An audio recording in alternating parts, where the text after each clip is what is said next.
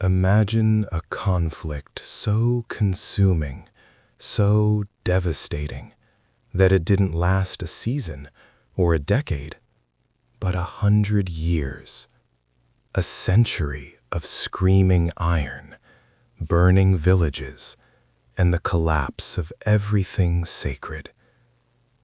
Can you believe human beings authorized this marathon of misery?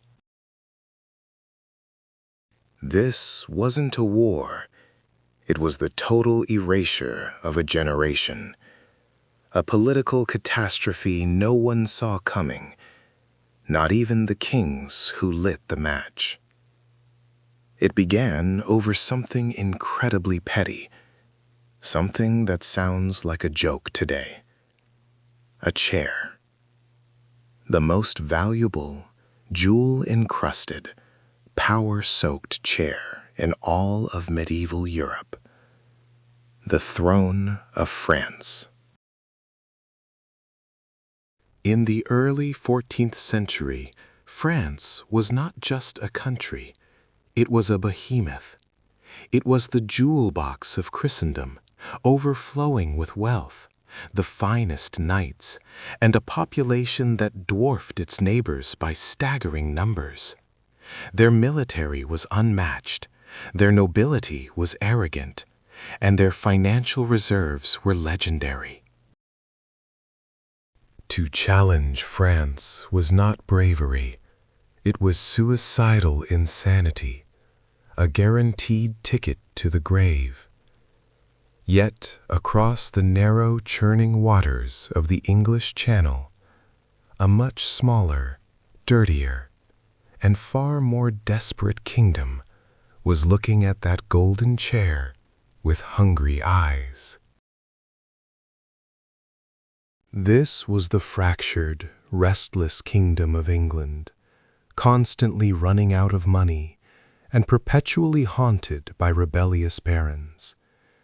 They were ruled by a young man destined to become one of history's greatest gamble-takers, a king who was about to challenge the very foundation of European power.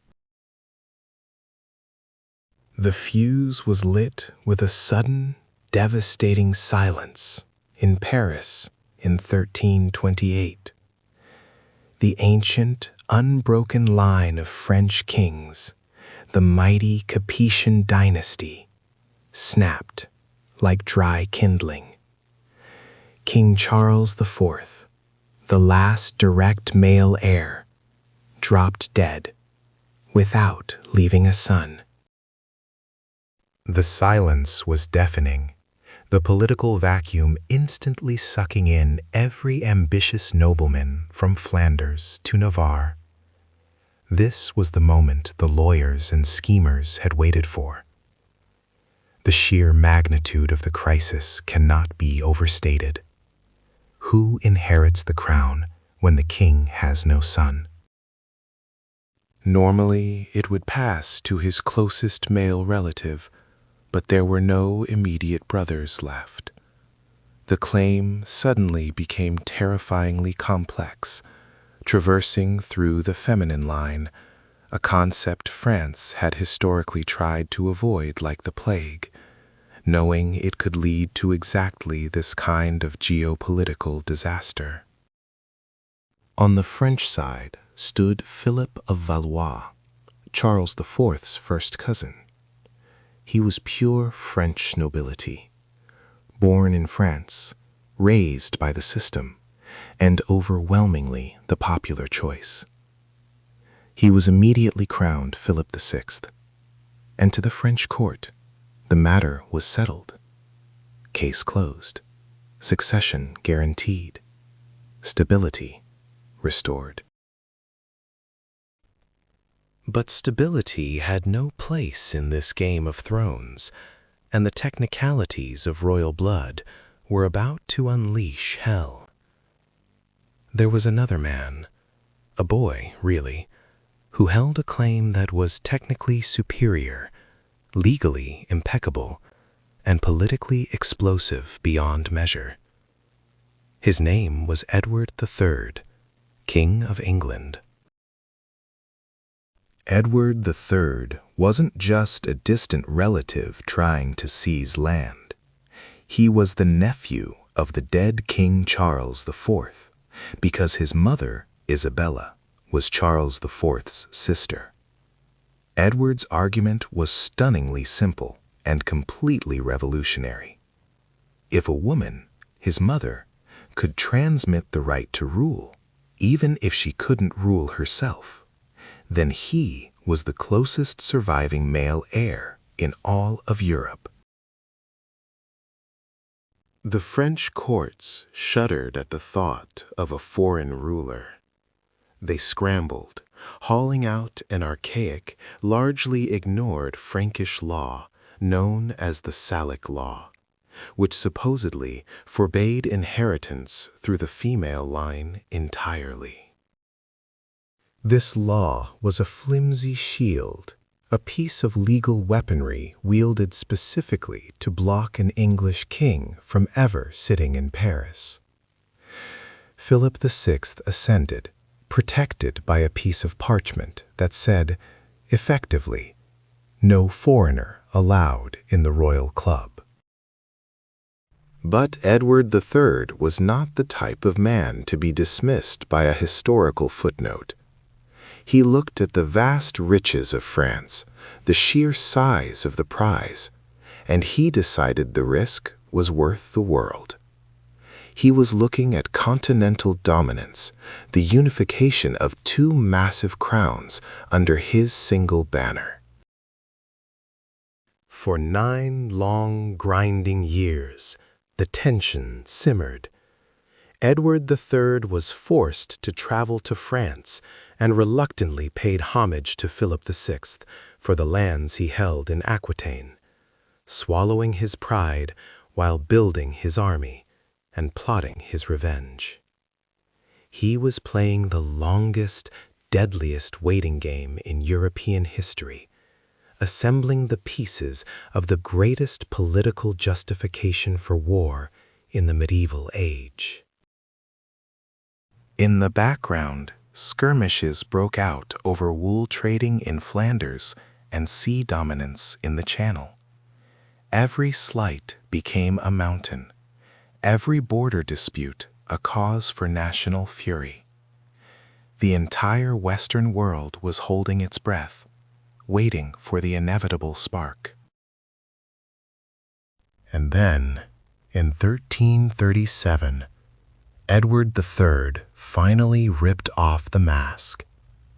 He looked at Philip VI, the self-proclaimed King of France, and issued a declaration that echoed across Europe, shattering the peace and sealing the fate of millions yet unborn.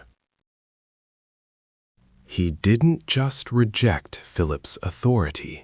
He formally rejected the Salic Law itself and declared himself, Edward, by the grace of God, the one true and legitimate King of France. The gloves were off, the swords were drawn, and the 100 Years' War had begun over a family tree and an impossible ambition. The sheer, terrifying audacity of this young English king was almost unbelievable. He was about to march a tiny army of islanders into the heart of the most powerful military machine on the continent. The historians of the time thought it would be a brief, bloody affair, a quick English defeat, a lesson in humility. They were catastrophically wrong. What they failed to account for was the radical, terrifying innovation England was about to unleash. A 6-foot stave of yew wood, wielded by commoners, equipped with strings capable of generating 150 pounds of draw weight. This was the English longbow, a weapon that could penetrate the finest plate armor, an instrument of democratic death, ready to tear the French aristocracy to bloody shreds. This war wasn't going to be fought by chivalric code. It was going to be fought by sheer, brutal efficiency. Get ready, because the age of chivalry is about to die screaming on the muddy fields of Crécy. The stage is set. The gauntlet has been thrown down, not just across the English Channel, but across the very foundations of European nobility. When Edward III of England, a man whose sheer audacity dwarfed his physical stature, looked across the choppy waters, he didn't just see a kingdom, he saw a birthright stolen by a technicality, a crown glittering with the weight of centuries of Capetian rule that he believed belonged squarely on his head. The story now must pivot from the why to the terrifying how. How could the tiny, resource-strained island nation of England possibly stand against the wealthiest, most populous, and arguably most culturally dominant kingdom in the West? This wasn't just war. This was David deciding he was tired of slingshots and demanding a duel with a tactical nuke. Edward III was not just a king, he was a strategic architect, a man who understood that true power lay not in brute force, but in radical innovation and devastating efficiency. While the French court laughed at the sheer theatricality of his claim, a joke they believed would vanish like morning fog, Edward was already assembling his war machine, a terrifying instrument forged not of gold and gleaming armor, but of yew wood and razor-sharp iron. He had officially declared himself King of France in 1340, a move so inflammatory it was less a political maneuver and more a declaration of eternal, irreversible hostility. This wasn't merely about land ownership or feudal dues. This was about dissolving the existing order, about asserting that the male preference Salic law, which the French had conveniently resurrected to deny Edward's claim through his mother Isabella, was utterly null and void. He wasn't asking for recognition. He was demanding total capitulation. And the French, they were the epitome of medieval confidence, rigid in their traditions, utterly certain of their divine right and numerical superiority. Their armies were a glorious spectacle, thousands upon thousands of mounted knights encased in the finest steel, representing generations of battlefield supremacy. They believed that war was a magnificent, personal contest, a series of glorious, high-stakes duels determined by courage and noble blood. They fundamentally misunderstood the storm that was brewing. They prepared for a tournament. Edward was preparing for an industrial-scale slaughter. The secret weapon, the silent assassin that would render their heavy cavalry obsolete, was already being drilled mercilessly in the damp fields of England. The longbowman. Imagine a French knight, a walking fortress of meticulously crafted plate armor, trained since boyhood in the art of the lance and sword, viewing himself as an unstoppable force. He saw the English peasant archers as rabble, auxiliary troops meant only to annoy before the true chivalric charge began. He couldn't grasp that the longbow was not a simple weapon.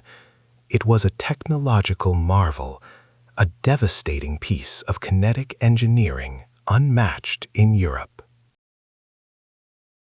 These bows, often 6 feet tall, required immense strength, a lifetime of training to draw, pulling 70 to 100 pounds of pressure. This wasn't just muscle, This was a dedicated, specialized military profession, and the results were apocalyptic. A skilled English longbowman could fire 10 to 12 arrows per minute, a hail of silent, feathered death capable of piercing plate armor at close range, or more commonly, and just as devastatingly, crippling horses and finding the weak points in the joints from incredible distances. Now picture this asymmetry. The French rely on a glorious but slow charge of 1,000 knights. The English deploy 5,000 longbowmen. That single unit can unleash 50,000 arrows every minute, transforming the battlefield into a hurricane of whizzing iron. It was less a battle and more a lethal wood chipper directed at the finest nobility of France. The initial phase of the war, however, was less about ground shock and more about securing the invasion route. Edward knew he couldn't land his precious army on the continent if the French controlled the seas. And here we pivot to 1340, to the terrifying, brutal clash that history books sometimes gloss over, but which set the tone for the savagery to come: the Battle of Sluys. The French, allied with the Genoese and Castilians, had amassed a massive fleet in the Zwin estuary near modern-day Belgium, essentially blockading the path to Flanders. They had over 200 ships, crammed with soldiers, ready to smash the English transport vessels into splinters.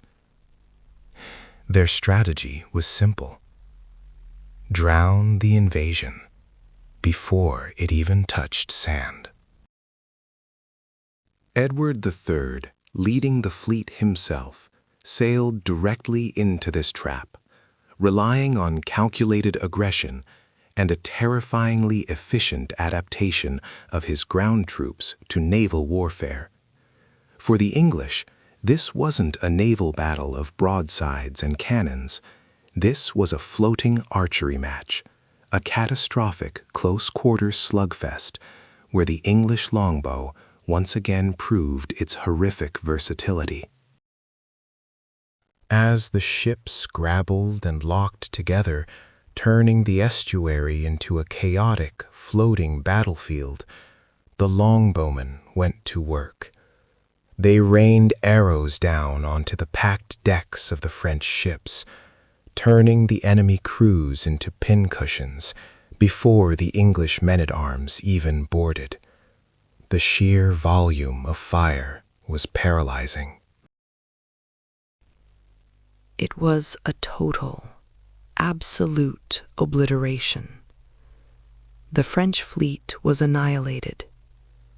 Historians estimate that up to 20,000 French sailors and soldiers died at Sluys, many drowning as their ships were sunk or burned. The carnage was so complete that, according to chilling legend, when the news of the defeat finally reached King Philip VI of France, his courtiers were too terrified to tell him directly. Instead, they hired a jester to approach the king and lament loudly about the cowardly English who had jumped into the water and refused to fight. When Philip asked why this was cowardly, the jester replied, "Because they left all the brave Frenchmen floating and drowning." The brutal truth was masked by dark, courtly humor, but the message was clear. England now owned the sea. Sluys was the blood-soaked key that unlocked the continent. It secured the English supply lines and, perhaps more importantly, instilled a chilling confidence in Edward III's forces. They had faced the combined maritime might of France and its allies, and had drowned them wholesale. The psychological impact was massive. The invasion was no longer hypothetical. But King Philip VI remained defiant, convinced that the sheer size of his territory and the undeniable nobility of his knights would eventually crush the upstart islanders. He failed to realize that Edward wasn't looking for a long war of siege and attrition. He was looking for a single, decisive, devastating field battle that would shock the world, shatter the Capetian dynasty's prestige, and force France to its knees. He prepared his grand chevauchée, the audacious deep raid into French territory, designed not to hold ground, but to inflict maximum economic and psychological damage, forcing Philip to confront him on terrain and terms favorable to the English longbow. This was a king playing chess with human lives, deliberately baiting the proud, furious French lion out of its cage. The stage was set, the channel secured, and the technological disparity maximized. The year 1346 dawned, and Edward III began his march toward Normandy, toward a tiny, insignificant village that history would never forget. A place where the age of chivalry would finally meet its bloody, irreversible end. Get ready, because the road to Crécy is paved with the corpses of French arrogance. The armies were mobilizing. The scent of impending catastrophe hung heavy in the air, miles thick with the dust of marching men and the metallic tang of sharpened steel. This wasn't merely the next chapter. This was the moment the world held its breath, waiting for the crack of the first longbow volley. The great shimmering shield of France, upheld by centuries of noble tradition, was about to meet the relentless, cold efficiency of the English aerostorm. The clash was inevitable, the outcome unimaginable to those who still believed in the sanctity of the mounted charge. The true horror was just beginning. King Edward III, the audacious young lion of England, made his move, not with a whisper, but with a proclamation that shook the very foundations of continental power. He didn't just challenge Philip VI of France, he publicly erased his legitimacy, adopting the title that every king since William the Conqueror had secretly coveted, King of France. This wasn't diplomacy. It was a declaration of war built on pure, unadulterated arrogance, a theft of identity that demanded immediate, bloody response.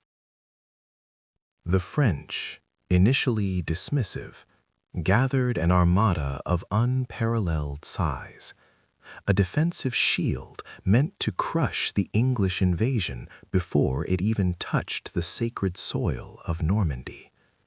Sluys, 1340. The scene was set in a narrow estuary, a choke point designed to trap the smaller English fleet like prey in a fisherman's net. Philip VI had amassed 200 ships, packed shoulder to shoulder with Genoese crossbowmen and heavily armored soldiers, ready to defend the watery gate. Edward, sailing directly into this maritime fortress, knew the odds were impossible, yet his strategy was audacious: turn the defensive choke point into a lethal trap for his enemies. He used the wind and the tide, the very currents of fate, to smash the tightly packed French formation against itself.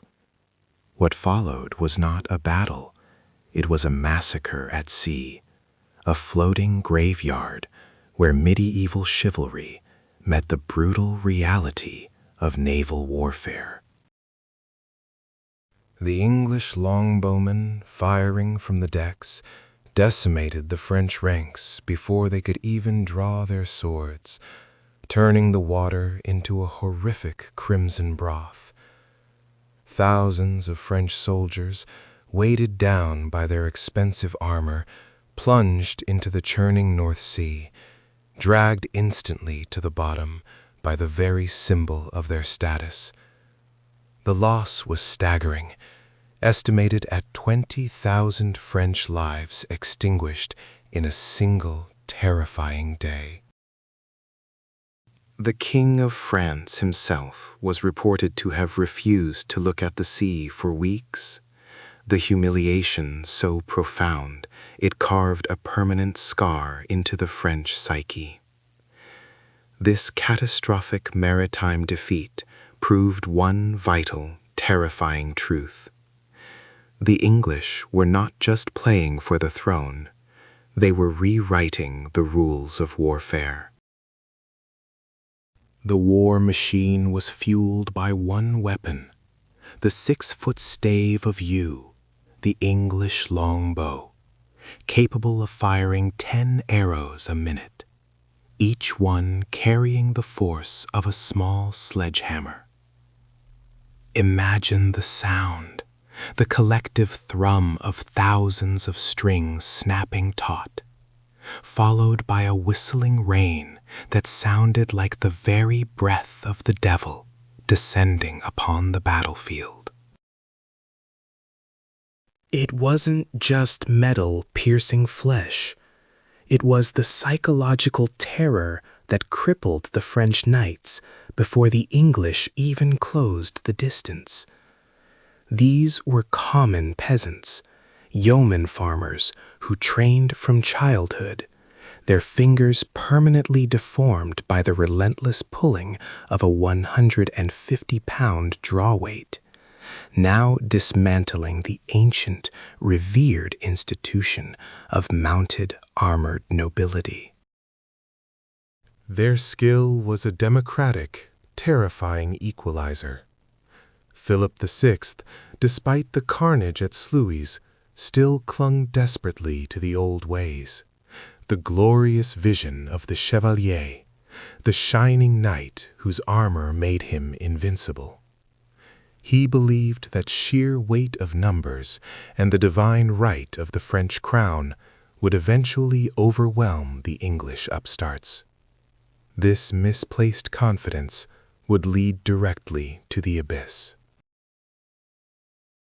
Edward III understood this fatal flaw in French military thinking. He didn't want a siege. He wanted a duel. He wanted to draw the massive French army onto ground of his choosing, where their numbers would become a liability, and the longbow's range an executioner's grace. The campaign that led to Crécy in 1346 was a masterpiece of strategic harassment, known as a chevauchée, a deliberate rampage across the French countryside, designed not to hold territory, but to destroy morale and provoke an immediate, furious pursuit. Burning towns, slaughtered livestock, terrified villagers, Edward left a trail of devastation that acted as a blood-red bait for Philip. The French king, his honor wounded and his treasury bleeding, finally took the bait, assembling the largest army Europe had seen in a generation, determined to erase the memory of Sluys forever. Crécy wasn't chosen by accident. It was a perfect, slightly rising slope, offering protection on the flanks and forcing the French to attack uphill through mud and chaos. The English forces, numbering perhaps 12,000, were dwarfed by the French host of 30,000 to 40,000 men. Yet, Edward positioned his longbowmen in wedge formations along the crest, protected by small ditches and defensive stakes planted in the ground, turning the entire landscape into a giant, concealed firing range. The storm clouds gathered, not just in the sky, but in the hearts of the knights waiting below. On the French side, the Genoese crossbowmen, mercenaries hired for their precision, were ordered forward, the first wave intended to clear the field for the glorious cavalry charge. They marched under a darkening sky, their pride intact, unaware they were walking into the most sophisticated killing machine the medieval world had yet produced. The moment had arrived. The century-long conflict, born from an inherited chair and fueled by impossible arrogance, was about to claim its first legendary victims on the muddy fields of Crécy. The longbows were drawn, the air thick with tension, waiting only for the command that would shatter the medieval world order forever. The true, bloody chapter of the war was finally ready to be written in arrows and mud. The die was cast. The declaration of war had echoed across Europe. But the true theater of battle was not yet drenched in blood. It was drowned in debt. King Edward III of England, the audacious challenger, knew that to fight a titan like France, he needed more than justice and longbows. He needed mountains of gold. He began his terrifying diplomatic dance, mortgaging England's entire economic future to the colossal banking houses of Florence and the powerful merchant leagues of Flanders, essentially buying the loyalty of the Holy Roman Empire's minor princes with promises he might never be able to keep. Edward's war machine was fueled by a catastrophic blood debt, transforming the war from a dynastic spat into an apocalyptic financial gamble where failure meant absolute ruin for his entire kingdom. The crucial first step was securing the Channel, the maritime highway that connected his small island kingdom to the sprawling French mainland. France, under Philip VI, understood this too, and had assembled a truly massive fleet, primarily Genoese mercenaries and Norman ships, designed to cork the Channel and suffocate the English invasion before it could even begin to breathe. This floating wall of wood and sail was the first challenge to the new English reality, leading to the defining naval engagement of the era, the Battle of Sluys in 1340. Philip VI's strategy was defensively brilliant, yet fatally flawed by medieval arrogance. He had ordered his hundreds of ships to be chained mast to mast across the mouth of the Zwin estuary, creating a colossal, static crescent of timber and steel. This formation was meant to be an impenetrable fortress, but it tragically transformed the French fleet into one giant, immobile target, ripe for the slaughter that was coming. Edward III, leading his own fleet from the front, approached this wooden barrier with the tactical genius that would define his reign. His ships were not just transports, they were floating platforms engineered for one purpose: to deliver the legendary English longbowmen to maximum effect. The ensuing battle was not a traditional clash of galleys and rams.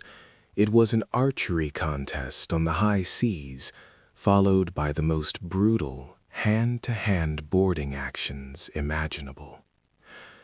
As the English ships closed, the air was instantly filled with the hellish, droning sound of thousands of longbow strings being simultaneously released.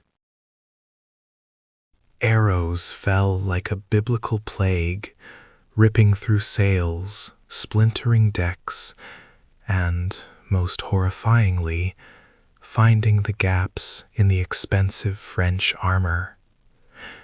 The chained ships, unable to maneuver or break formation, became floating sarcophagi for the French and Genoese sailors, trapped in a relentless, suffocating tide of death. When the boarding began, the English men-at-arms, fresh and motivated, swept across the immobile decks. The carnage was unparalleled. By the end of the day, the French fleet was virtually annihilated.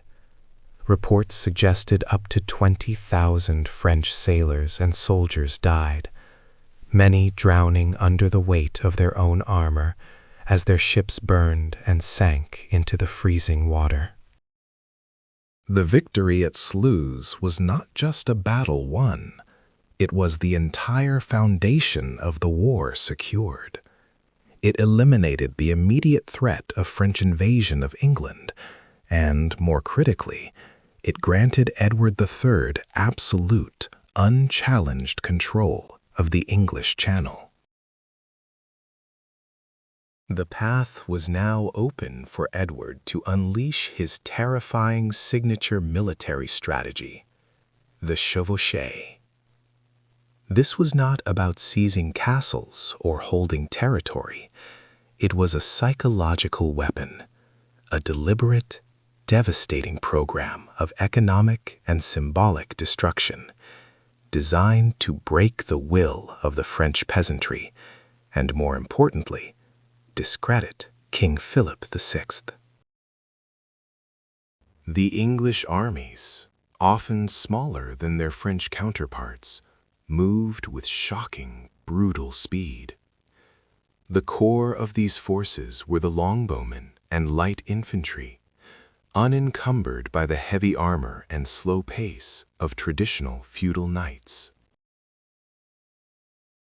They swept through the undefended countryside of northern and western France like a pestilence, burning crops, razing villages, slaughtering livestock, and pillaging every town that could not immediately pay a crippling ransom. The goal was to destroy the infrastructure that supported the French crown's ability to tax and govern.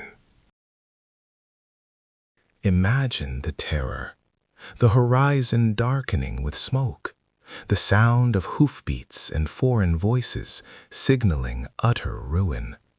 The French nobility watching helplessly from behind castle walls, unable to catch the fast-moving English raiders. The chevauchée exposed the fatal weakness of the heavily armored, chivalry-bound French military system. They were built for set-piece battles, for glorious one-on-one combat, not for chasing phantom enemies who struck hard and vanished into the woods. King Philip VI was humiliated. His reputation as the defender of France was being actively burned into the ground, literally and figuratively, by a few thousand English archers and men-at-arms who refused to fight according to the established, honorable rules of war. The pressure mounted relentlessly upon the French crown. The nobles demanded action, the people cried out for protection, and the king of chivalry was forced into a corner. He knew he could not allow these destructive raids to continue indefinitely. Philip VI's pride, that essential, defining characteristic of medieval kingship, demanded a response. He had to meet Edward III in open battle, to crush this annoying, debt-ridden upstart English king, and restore the honor of France in one single, glorious, chivalric clash. This desperate need for a decisive confrontation was exactly what Edward III desired. He knew that if he could lure Philip onto ground of his choosing, where the longbow could unleash its full apocalyptic potential, the outcome would be fixed. Edward had already bled his way across the Channel and ravaged the French heartland. Now he began to move his forces toward the coast, almost daring Philip to chase him down. Philip, obligated by honor and political necessity, took the bait. The stage was being set for the next inevitable collision, a battle that would not just defeat an army, but forever shatter the very foundation of medieval warfare in a single catastrophic afternoon of arrows and blood. The inevitable collision was no longer a distant thunder. It was an earthquake, rattling the very teeth of Europe. Edward III, having gambled everything on a deep, audacious raid through French territory, now found his small, weary army trapped. King Philip VI of France, breathing down his neck with an army 3 times the size, a glorious, shining tide of chivalry, believed he had the English cornered, ready for the final, swift execution of their impossible claim. The location was a gentle, almost innocuous sloping field near the village of Crécy in the late summer of 1346. Edward knew he could not run, and he certainly could not fight fairly against such overwhelming numbers. This was not a contest of honor. It was a desperate fight for survival, and the English were ready to deploy the weapon that would utterly redefine the meaning of war itself.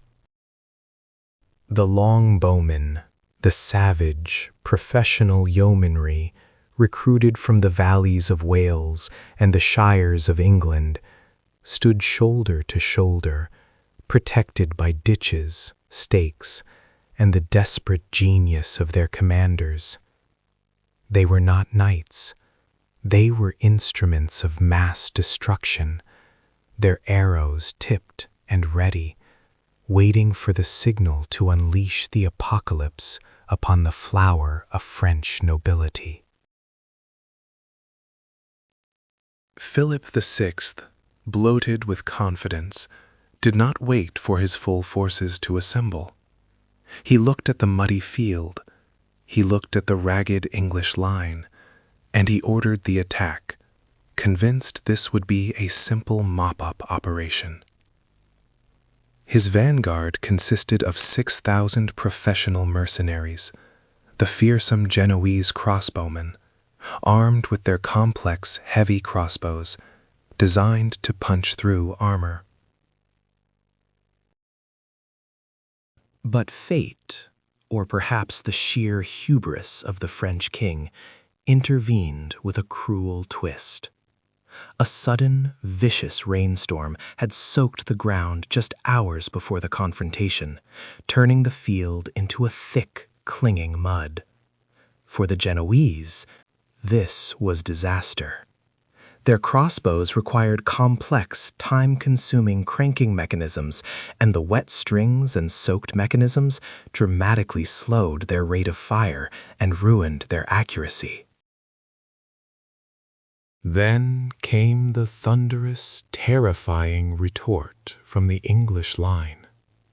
while the Genoese could manage perhaps 2 shots per minute.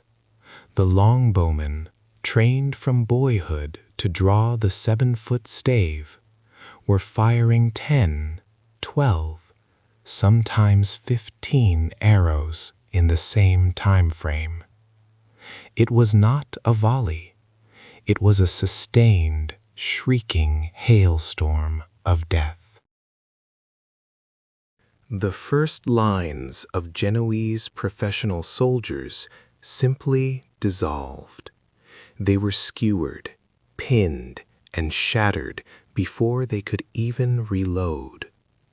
The battlefield instantly became a slaughterhouse, and the Genoese, terrified and broken, began to drop their expensive weapons and flee back towards their own lines, seeking refuge from the unrelenting, invisible storm of iron.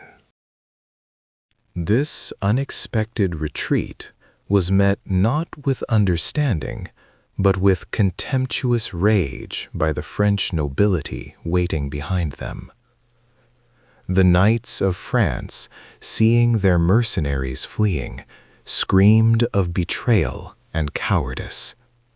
Philip VI, incandescent with fury, roared the most catastrophic command in medieval military history. "Kill me those rascals, they block our way."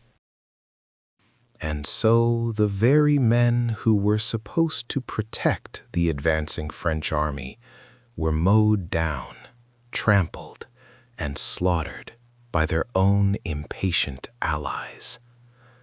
The fleeing mercenaries were cut down by the charging French knights, creating an impassable, bloody pile of confusion and death, right where the French assault was supposed to begin. Undeterred by the utter chaos, the elite knights of France, the shining epitome of medieval warfare, launched their first grand charge. They lowered their lances, spurred their magnificent horses, and plunged directly into the carnage, blinded by ego and the desperate need to achieve personal glory. They hit the English lines not in a cohesive wave, but in isolated, frenzied groups, navigating the growing mountains of dead men and panicked horses. And all the while, the English longbowmen, calm, professional, and merciless, kept shooting. The sound was horrific, not the clash of sword on shield, but the constant, sickening thwack of arrowheads punching through plate armor, finding the gaps in the joints, or simply shattering bone and muscle with sheer kinetic force. The English target was not the knight, but the horse. When a knight's massive, costly warhorse went down, throwing its rider into the mud, the knight was instantly neutralized. Mired in the slick earth, weighed down by 150 pounds of steel, the flower of French chivalry became nothing more than a grounded target, helpless before the relentless English foot soldiers who moved in swiftly with knives and axes to finish the work the arrows had begun. The battle lasted from late afternoon until darkness fell, and during that time the French launched charge after futile, desperate charge, between 15 and 16 recorded assaults, each one driven by the insane belief that sheer courage and aristocratic lineage could somehow triumph over mathematics and technology. But the math was simple. For every arrow fired by the French, the English unleashed 7. The technology was decisive. Plate armor was useless against the constant, focused barrage. It was an industrial-scale slaughter, a mechanized dismantling of the chivalric ideal that had governed Europe for centuries. When the morning mist cleared, the full, unspeakable horror of Crécy was revealed. The English had lost perhaps a few hundred men. The French casualty count was catastrophic. Over 1,500 knights and nobles, including the blind King John of Bohemia and Louis II, Count of Flanders, lay dead. The common soldier count was even higher, reaching perhaps 15,000. Crécy was not just a defeat, it was a cultural execution. It proved, beyond any doubt, that the age of the mounted knight was over, and the future belonged to the organized, professional infantry, armed with simple, terrifyingly efficient weapons. The great French monarchy had been humiliated, its most noble blood spilled across a muddy field in Picardy, all thanks to a 7-foot stave and the thousands of whistling messengers of English death. The war had changed forever, and the shock waves of that single afternoon would echo across Europe for the next 100 years, cementing the reputation of the longbow as the deadliest weapon on the continent, demanding a price in French blood that had only just begun to be tallied. The fields were still sodden with the dark, shocking truth of English dominance. The longbow had utterly shattered the mythology of mounted French knighthood. But King Edward III understood that true victory was not won in a single glorious afternoon of blood, but in the slow, agonizing chokehold of strategic occupation. The goal was no longer merely to defeat the French army. It was to permanently embed an English dagger deep into the very heart of the continent's logistical machine. That dagger had a name, and its name was Calais. The opulent, vital port city on the northern coast was the ultimate prize, the perfect staging ground for endless incursions, and a perpetual humiliation to the Valois dynasty. To take it, however, required something far more grueling than a spectacular charge. It required the slow, merciless torture of a siege, designed to starve a city into submission. Edward immediately marched his victorious, yet weary, forces toward the coast, wrapping Calais in a stranglehold so complete that the defenders inside knew instantly that relief, if it came at all, would have to be bought with immense sacrifice. The English dug in for the long haul, transforming the marshy ground outside the walls into a veritable city dedicated entirely to war. They built wooden houses, markets, stables, and even taverns, creating a bizarre, operational English suburb right beneath the very noses of the besieged. This was a psychological masterstroke. It signaled that Edward was not leaving, not in a week, not in a month, and perhaps not ever. The citizens of Calais, expecting swift rescue from King Philip VI, settled into a desperate, uncomfortable wait.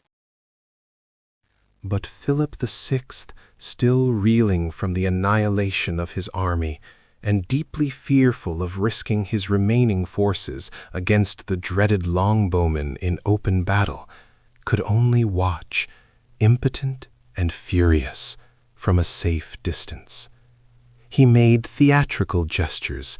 He attempted to negotiate terms that were immediately rejected.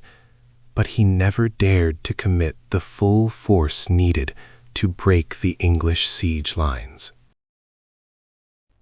Weeks bled into months, the fierce coastal winds carrying the stench of desperation and the rising tide of disease.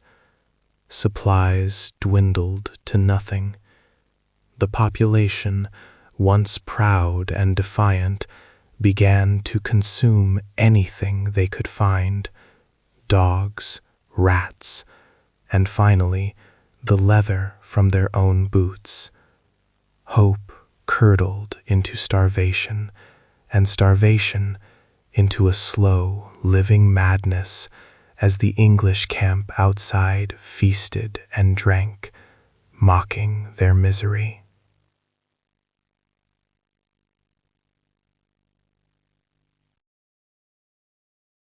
After 11 agonizing months, with the city reduced to a tomb of emaciated ghosts, the governor of Calais finally signaled surrender.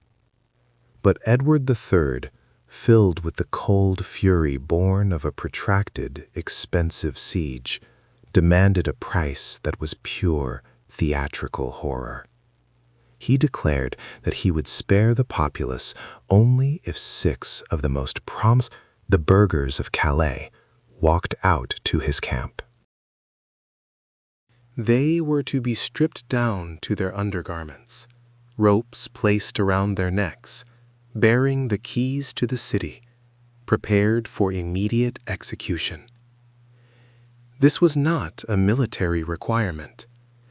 This was an act of political terrorism, meant to break the heart of French resistance forever by publicly murdering its heroes. 6 men, pillars of the community, volunteered for this impossible sacrifice, walking into the English lines, prepared to die for their city's salvation.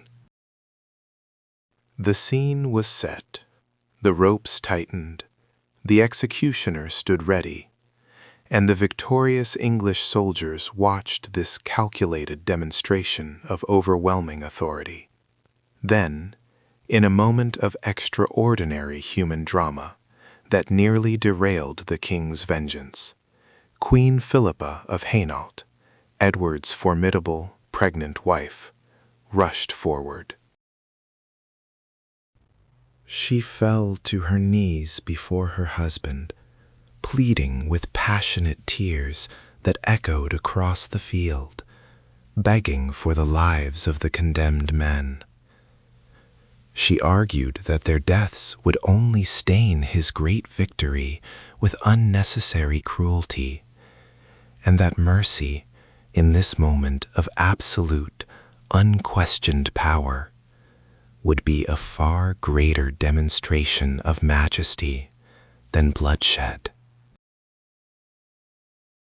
Edward, possibly moved by his wife's anguish, or perhaps recognizing the profound political blunder executing these willing martyrs would represent, reluctantly relented. The burghers were spared, but Calais was lost, becoming a solid, impregnable English bastion that would remain in their hands for more than 200 years, a constant bleeding wound in the French psyche. The English had their prize. The French were humiliated, and the war seemed destined to continue its brutal, methodical course of attrition. But as 1347 bled into 1348, the meticulously organized human conflict was abruptly overshadowed by a catastrophe of biblical proportions. A new enemy arrived, one impervious to longbows, chivalry, or siegecraft: the Black Death. This was not a localized skirmish or a siege. This was the total, indifferent wrath of fate unleashed upon Europe. The plague swept through the filthy, overcrowded cities and military camps with terrifying speed, tearing apart the carefully constructed political and military machines of both England and France. Armies melted away within weeks as soldiers succumbed to the agonizing buboes and internal hemorrhage. Commanders watched helplessly as their regiments were reduced by half, not by the enemy's arrows, but by an unseen, microscopic killer. The war over the French throne instantly became irrelevant. The only war that mattered was the war for pure survival. For nearly a decade, the conflict essentially froze. Treaties became worthless pieces of parchment.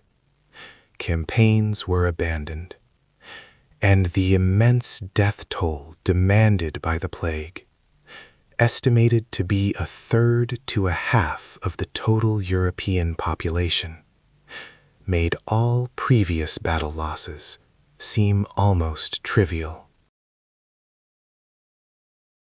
The irony was devastating. The two great kingdoms had spent years trying to kill each other over a dynastic claim, only for a flea-borne pathogen to do the job far more efficiently, wiping out the very laborers and resources needed to fight the war. When the survivors finally staggered out of the nightmare years, blinking into the light of the 1350s, the world was fundamentally changed. Manpower was scarce, labor was expensive, and the entire social feudal order that underpinned medieval warfare was irrevocably broken. The war over the French crown had been paused by the apocalypse, but it had not ended. The stage was now set for the next, even bloodier act, where a desperate France, now led by the ill-fated King John II, would face an England emboldened by the victories of the past, yet forever altered by the spectral hand of the plague. The truce was uneasy, temporary, and everyone knew that the moment the air truly cleared, the arrows would fly again. The silence that followed the Black Death was not peace. It was the heavy, suffocating pause before the second avalanche. The field of battle had been emptied, but the hunger for the French crown, far from being sated by the deaths of millions, had only intensified in the survivors. Edward III, the Lion of England, was older, his hair now streaked with white, but his ambition remained a terrifying, sharp edge. He saw the decimated French nobility, the chaos left by the plague, and smelled the opportunity for a final, decisive strike on the weakened giant. However, the French throne, despite its physical and emotional wounds, was no longer held by the impulsive, reckless chivalry that had marched headlong into the longbow's teeth at Crécy and Poitiers. A new mind, cool, calculated, and terrifyingly patient, had assumed command. King Charles V, later known as Charles the Wise. This king was the antithesis of the medieval warrior ideal. He was frail, sickly, and rarely wore armor, preferring the quiet calculation of the map room and the scroll to the thunder of the charge. Charles V understood one brutal truth that his predecessors had failed to grasp. They could not beat the English in a straight fight. Therefore, they would not fight at all. The new era of the 100 Years' War, the devastating phase known as the Caroline War, was born not of glorious siege or open battle, but of strategic exhaustion and the relentless logic of attrition. Charles adopted a military doctrine so maddeningly effective, it drove the English commanders to the brink of insanity. His strict royal decree was absolute. Never engage a major English force in a pitched battle. Retreat behind fortified towns, burn the fields, poison the wells, and let the sheer, endless logistics of invading a starving nation bleed the invaders dry. This was the Fabian strategy, resurrected for the medieval age, and it was devastatingly effective against the English reliance on the grand chevauchée. Edward III's magnificent raiding armies, designed to provoke and plunder, now marched across ghost landscapes, daring an invisible enemy to emerge. They found only emptiness, broken villages, and the sickening reality of supply lines stretching impossibly thin across a hostile, vast territory. The psychological toll on the English was immediate. The psychological toll on the English was immediate and immense. Their victories were hollow. They captured no kings, seized no treasure ships, and forced no surrender. They simply marched, exhausting themselves until their supplies ran out, then had to undertake the dangerous, grueling march back to the coast. Charles V had effectively turned France into a gigantic, inescapable quicksand trap. But a strategy of constant retreat required a military instrument capable of precise, surgical strikes and relentless harassment. Charles found his perfect weapon in a man who embodied the opposite of courtly elegance, Bertrand du Guesclin. Du Guesclin, the new constable of France, was a rough, ugly Breton knight of modest lineage, renowned for his brutal efficiency and utter lack of concern for the romantic rules of chivalry. He was the pragmatic professional France desperately needed. His focus was not on glory, but on results. He specialized in small-scale ambushes, cutting off foraging parties, and meticulously besieging isolated English garrisons that could not be relieved without a major, costly expedition. He methodically hunted down the roving mercenary companies, the dreaded routiers, who had become independent warlords in the vacuum left by the plague, bringing order back to the fractured realm, piece by agonizing piece. Slowly, inexorably, the vast territories won by Edward III began to crumble. The English garrisons, isolated, starved, and perpetually harassed, fell one by one, often surrendering without a major fight. The logistical nightmares were simply too great. The English could dominate the battlefield, but they could not dominate the map forever. The war had devolved from grand, cinematic clashes to a grim, grinding series of sieges and skirmishes.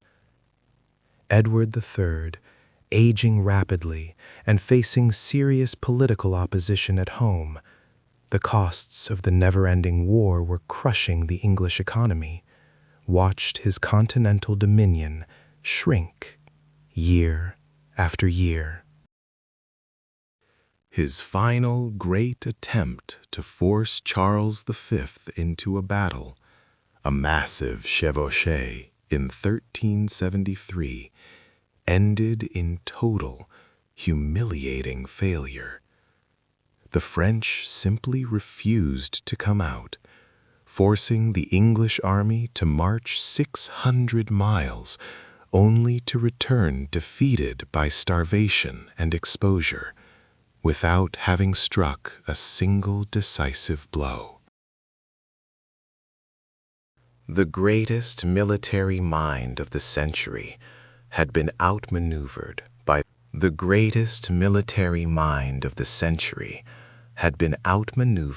by the intellectual genius of the desk-bound King Charles V. The longbow, the terror of Europe, was useless against an enemy that simply refused to stand still. By the time Edward III died in 1377, heartbroken and defeated, the mighty holdings of the Treaty of Bretigny had been almost entirely lost. The English holdings in France were reduced to a handful of coastal cities, Bordeaux, Bayonne, and Calais, tiny islands of defiance in a sea of French resurgence. The first glorious phase of the war was over, and the English were on the brink of being pushed entirely out of France. But the dynastic claim remained, a poisonous splinter waiting to infect the next generation. The silence that fell over the battlefields of France was not peace. It was the heavy, suffocating quiet of a battlefield after the slaughter, waiting for the vultures to descend. The truce, signed in exhaustion rather than resolution, was nothing more than a temporary ceasefire in the century-long apocalypse, a pause that allowed the wounds to fester and the hatred to crystallize. The English were distracted, consumed by their own bloody internal dramas. Richard II, the flamboyant grandson of the great Edward III, was overthrown and allegedly starved to death, his scepter seized by the usurper, Henry IV, the first of the despised Lancastrians. England was a viper's nest of rebellion, with Welsh princes and northern lords challenging the fragile new dynasty. For 3 decades, while the claim to the French throne remained etched into the royal seal, the English sword was pointed inward. This was the dark age of recovery for France, a time they should have used to rebuild their shattered nation, to fortify the walls that Crécy and Poitiers had breached. But the gods of war were not finished with the House of Valois. If English ambition had almost destroyed France in the 14th century, French insanity would complete the job in the 15th. The true enemy of the French throne was not across the Channel. It resided within the Louvre, in the shattered mind of King Charles VI.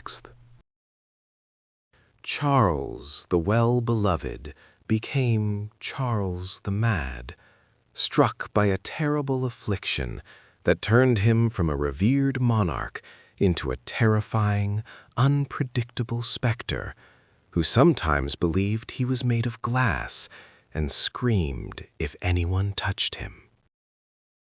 Imagine the spectacle, the ruler of the most powerful kingdom in Europe wandering the halls naked, forgetting his own name, and often failing to recognize his wife or children.